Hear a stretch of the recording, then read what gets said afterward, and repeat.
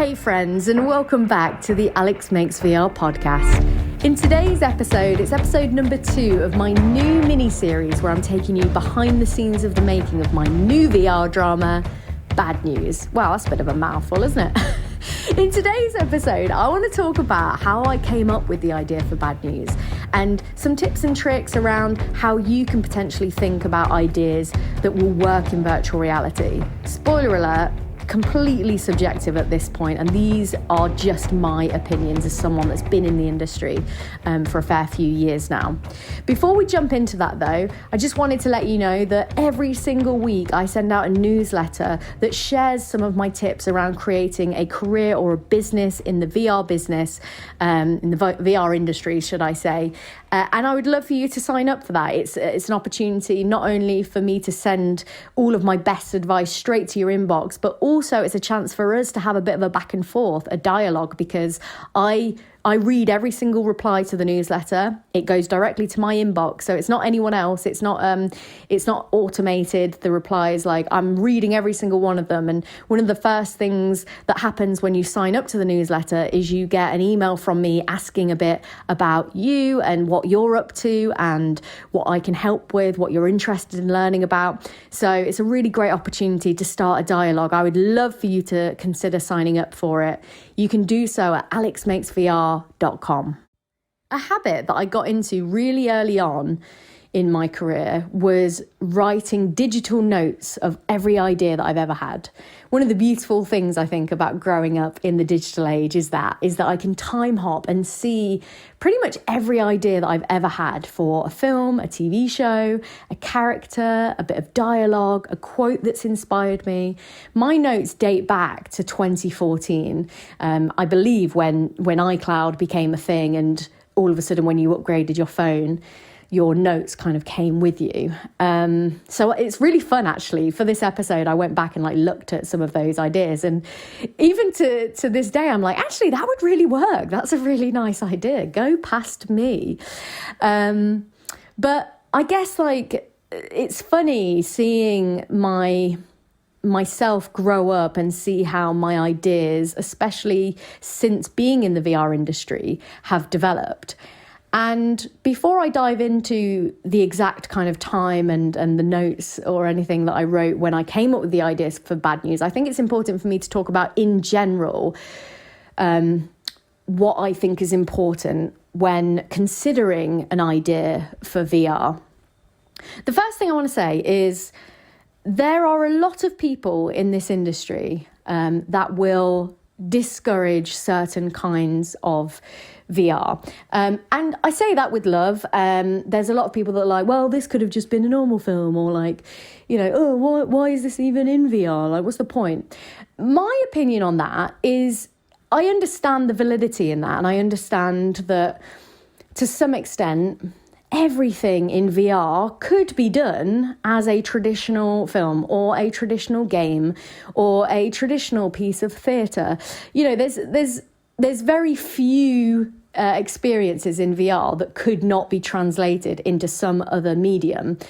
My personal belief on the subject is that we are so early on in this medium that it would be stupid of us to not try everything.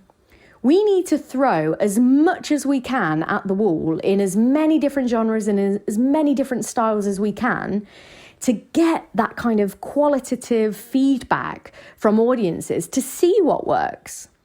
And I think where we are right now, we're about 5 or so years into VR as an artistic medium, as a way of expressing artistic ideas or creating VR for entertainment purposes. And with that, I think there's definitely been a trend of stuff that is more likely to engage audiences and more likely cater to an audience that owns a VR headset. And so therefore, especially when it comes to the film festivals that showcase VR and the pieces that go straight to the Oculus Store and the Viveport and Steam, all of these direct-to-consumer stores, it's no wonder that the trend has been that, games and VR games kind of work best for the at-home market, and one-off, experimental, usually very, very, very unique experiences that couldn't be had any other way do well at festivals. Like, it's no wonder because those are the two audiences that are paying the most attention to this medium. But to discount any kind of ideas at this point would be silly and short-sighted on our behalf, because we are still so early on that we have no idea what could be the thing that goes on to blow up the industry, you know? It's a bit like... I know that this analogy comes up all the time, but it's a bit like Pokemon Go was for the AR and the geotagging or geolocation game-based community, or like what Fortnite has become to Generation Z, generalizing, of course. But we don't know what's going to work until it works. So I would say to you that if you've got an idea that you're really passionate about, regardless of whether you think it is quote unquote right for VR, I would really encourage you to follow that through and get feedback really early on from audiences. For me personally, when I was coming up with ideas, a lot of them were inspired by kind of audience reactions to things. I remember really early on being acutely aware of audiences' reactions anytime I was in a room where someone was doing VR. Like, for example, I remember the first festival that Keyed Alike, my first project, ever played at, and it was in a group setting of about 30 people watching a series of films. And there was like a conversation afterwards about the pieces, and I thought it was really interesting, the factors that people were talking about, the things that got people's attention, the things that people liked and didn't like.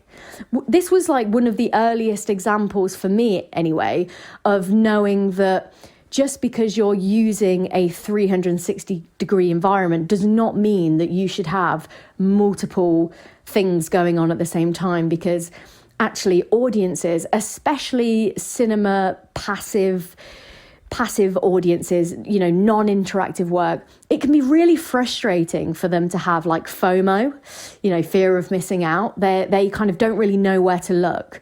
And that can be quite a frustrating experience. So all of these tips and tricks were kind of like that I've kind of developed over the years of being in this industry have come from observing audiences. Not only observing audiences in real life, which I've done a lot of because, like I mentioned in my first podcast when I was talking about my journey into this, I've hosted a lot of VR cinemas. I've worked a lot with new audiences. So I can kind of get a sense of where people are at and what people are liking, what's sticking, but also having a look at the comments and the reviews on pieces online. So obviously you have to take into consideration the kind of audiences that are experiencing certain pieces. But for example, The Limit, which was we'll call it 180. I think it was a bit wider than 180. It wasn't a full 360-degree film, but it was more of a 180 piece by Robert Rodriguez, who is a super famous independent filmmaker who basically his career was launched at the Sundance Film Festival decades ago, I believe, at this point. Not to age him too much, but you know, what was interesting is that was one of the first kind of mainstream filmmakers that dipped their toe into VR.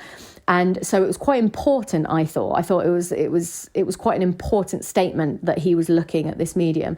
And it was fascinating reading the comments, not from industry professionals, because people in industry are going to have a very biased opinion on anything, but going straight to the consumer, seeing what audiences thought of it was really helpful, actually. And he decided to do some quite questionable things with the camera work in that piece, which anyone that has been working in VR for a while would know that it would be a recipe for disaster in terms of like creating like that nausea and creating that motion sickness.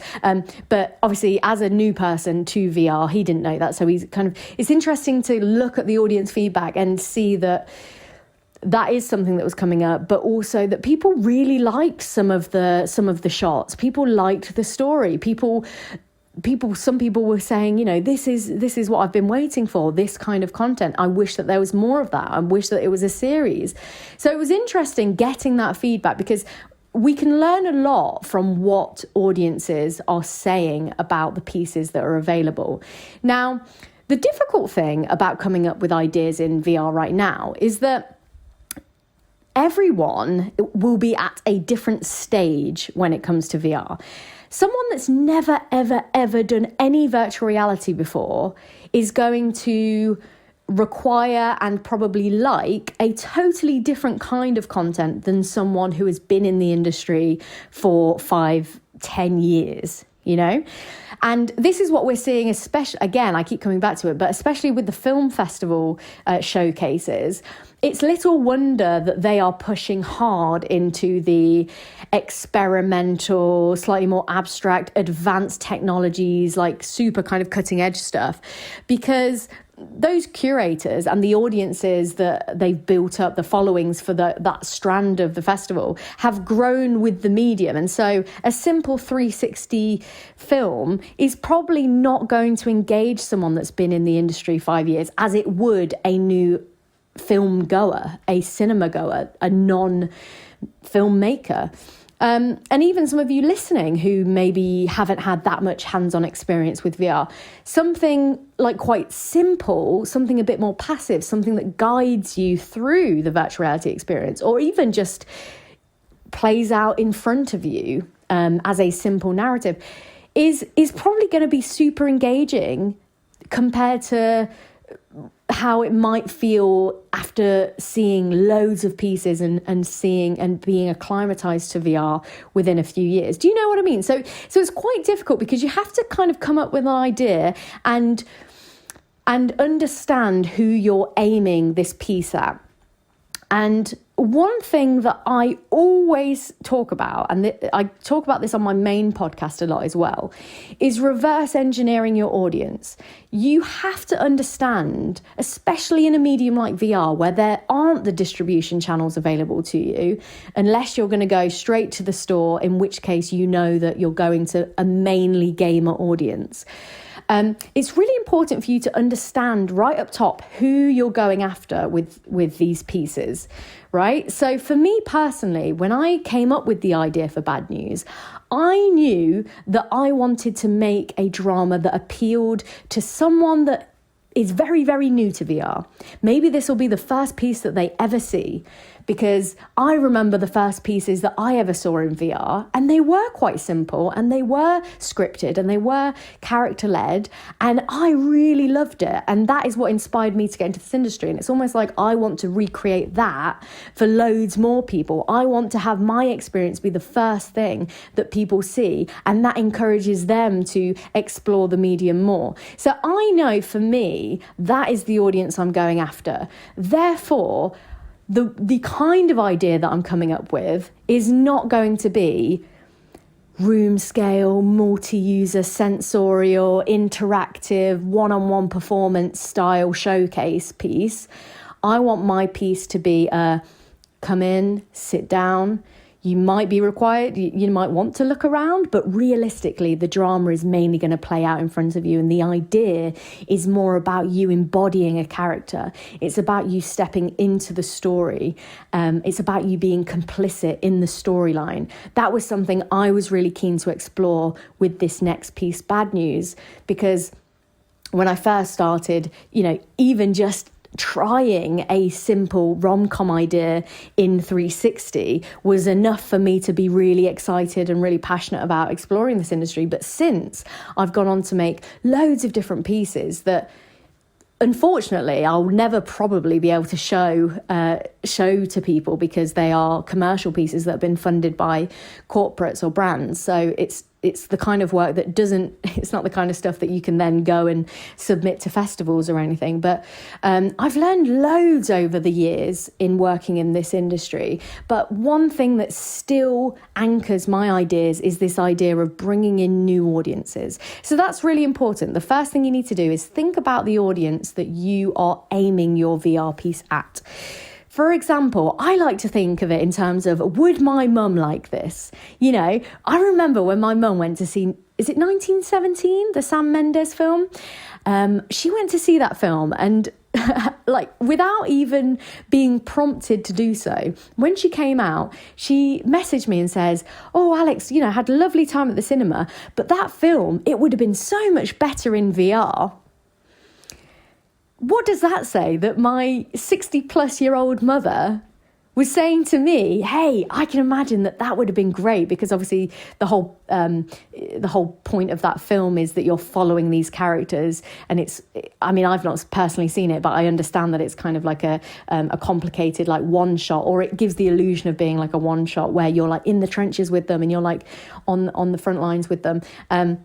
And I thought that was really telling, that my mum thought, do you know what? Like, I would have loved to have like sat back and really felt like I was there. It would be the same film. It's not like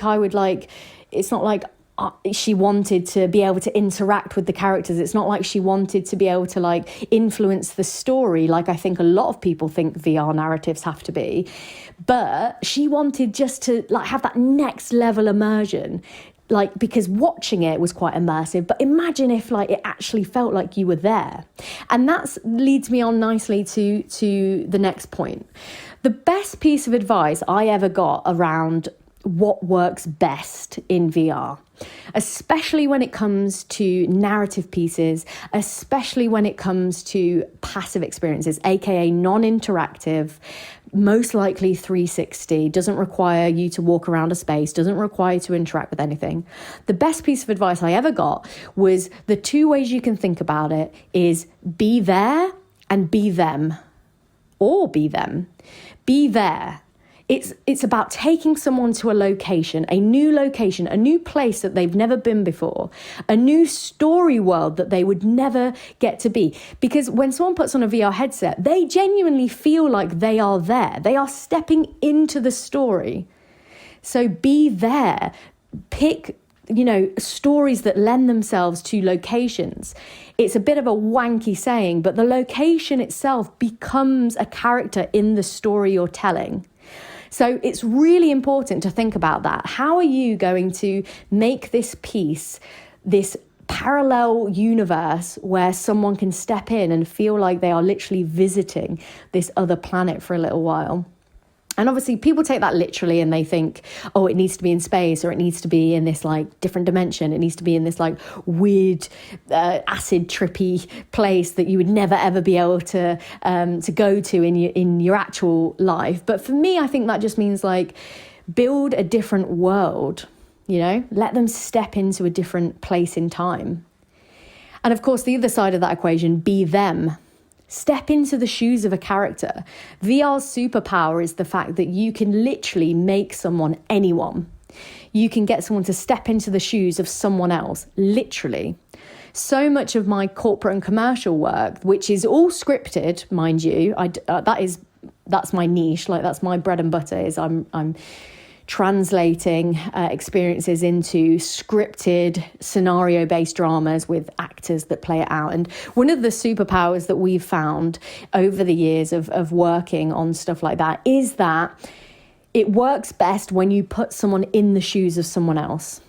When an actor or a character in the piece directly interacts with you, that's the power of VR, to feel like you're engaged in the scenario. And the difficulty is getting someone, obviously, to let go of the notion that they are themselves and really get them into embodying a character. Around the time I came up with Bad News was around the time that I was writing my TEDx talk.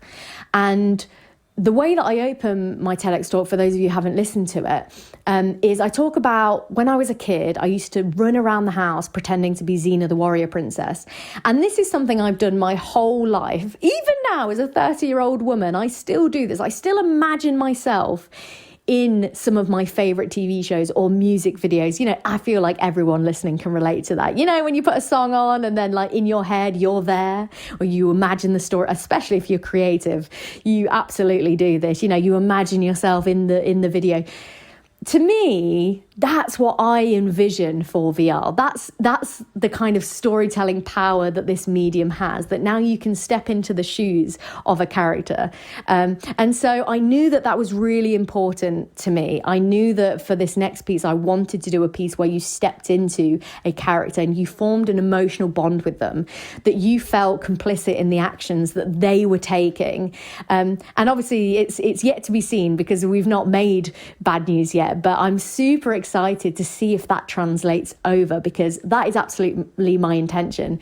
I love it when I do VR pieces where I feel like part of the story. I remember doing, I'm trying to think what it's called now. I think it might be called Door Number One. It's a Hulu original VR piece. It's interactive, so it's like a branch narrative, but you are a character at a school reunion, and you get up to mischief, and at one point you're like smoking weed with Snoop Dogg. It's a very entertaining piece. And I remember watching that piece, and it was so funny because the character that you are is actually called Alex. One of the great things about having a unisex name. And what was really funny about that is it added this like extra layer of connection for me to the story, because it felt like they were actually talking to me. It was a little bit harder to feel like I was a different character because it had my name. So I was just me. But I loved the novelty of actors talking to me. I loved the novelty of, feeling like I was actually in this American high school and getting to interact. And who knows, in 10 years' time, we might think that notion is so novel and so gimmicky. And that's fine. But where we are right now in the medium is that we have to explore everything. And so I would encourage you, if you're coming up with ideas that you don't know whether they would work in VR, I would maybe firstly think about running them through that filter of, does this give my audience the sense of being there or being them? Am I embodying character? Am I stepping into a new place in time? And really think about that. Really think about what you want your audience to feel. This was a massive thing that came from working with my script editor. And I'll do a whole separate episode on writing the script for Bad News and working with a script editor. But one thing that she kept hammering home to me was like, you need to think about the emotional journey that you're going to take your audience on. And that goes for the script, that goes for the story beats, but also it's about creating that kind of atmosphere and thinking about, not only do I want someone to engage with this storyline, but I want them to feel something. And for me, this is where the origins of the idea for Bad News came from, right? The idea for Bad News started as a series in my head, okay? And the series was going to be something along the lines of stuck. The idea of being stuck. I love the idea of like playing into the limitations of the technology. So when I came up with this idea, I was thinking about, a static audience, a passive audience, an audience member that couldn't physically move because they were in a 3 degrees of freedom headset and they were sat in a swivel chair. And so the very notion of them being stuck was they are stuck. So to me, it made sense to play into this idea, play into the limitations of the tech and build that into the story. So the idea would be that it would be like a series of characters who were all in a situation where they were stuck physically and metaphorically, because the whole point of the series would be to explore, people feeling stuck in different times of their lives. And it's still a series that I might revisit in the future. If you're listening and that sounds like you're like, oh, that's a really good idea, I wouldn't mind writing the script for that, reach out to me, alexmakesvr.com, sign up to the newsletter and hit me up with an email, because it's not something that I'm going to get around to anytime soon, but it's something I would be curious about exec producing maybe. But so that's where the original idea came from. It came from this idea of, being stuck in life, having to kind of like have this like this feeling of feeling stuck and actually physically being stuck, and how you would like interact with characters. That's where the first idea came from. And one of the scenarios that I came up with was this idea of having to tell someone something really, really horrible. Having to tell someone something so nasty that you know, the kind of thing where you're having such a vile emotional reaction that you genuinely feel like time slows down and everything stops and you're frozen. You don't know what to do because the person you're interacting with is either so angry or so emotional or it's just such a specific kind of feeling. And I thought about that and I closed my eyes and I started to imagine what that world would look like, what that scenario would look like. How would, you know, could I play with speed? Like, what would that look like to feel like you could actually see a slow motion moment playing out in front of your eyes and not know what to do? And how would I create that sense of, you know, heart palpitations, like frozen, not knowing what to do, like you're the reason this person is having such a violent thing, but you're the one that's frozen. And that, quite frankly, was the origin of bad news, because I thought about that notion, about the fact that it's a horrible, horrible thing to have to deliver bad news. It's a horrible thing to have to tell someone something that you really don't want to tell them. It's horrible to even watch people go through that when people get bad news. You know, I've had several times in my adult life where I've had to witness someone really, really close to me getting some of the most horrible news, whether it was like I was, you know, there the night that my grandma died, and I was there when my mum got that phone call, and I've like been there for like several people in my life where that's happened, and you can't describe, I can't put into words like how that feels. And I know anyone listening that's been through that will know exactly what I'm talking about, but you do feel frozen in time. And so I thought about this dystopian future where maybe you wouldn't have to give bad news, because maybe you could outsource your bad news. Maybe you could take all of that pain and all of that horrible, gross feeling you get when you're the one having to like tell someone something shit. Maybe you could outsource that in the future. And what would that look like? And I came up with this idea of an app, like an app company. Think like Uber, you know, an Uber or like a Deliveroo. But instead of delivering food or being a taxi service, they're delivering bad news. You could now pay someone to deliver your bad news for you.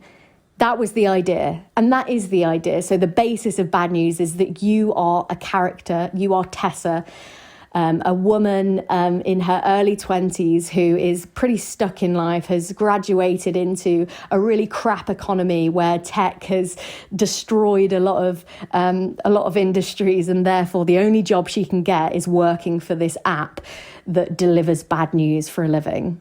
And that's it. That's as much as I'm going to tell you about the idea so far. I'm sure that more details will slip as we go along in this series. But that's where it kind of came from, this idea of like, it started with the idea of being stuck, and how can I translate that emotional feeling of feeling frozen in time, and then obviously my dystopian sci-fi drama kind of brain took over and elaborated on this world, and that's the basis for bad news.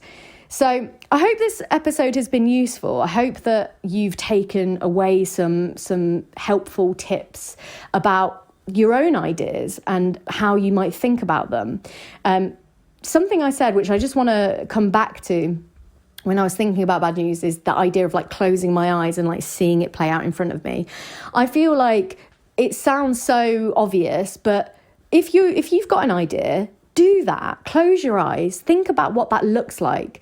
Think about it. Feel it playing out in your mind, because ultimately that's all virtual reality is, right? It's like fabricating a dream. It's building a dream world. It's allowing someone to step into your imagination.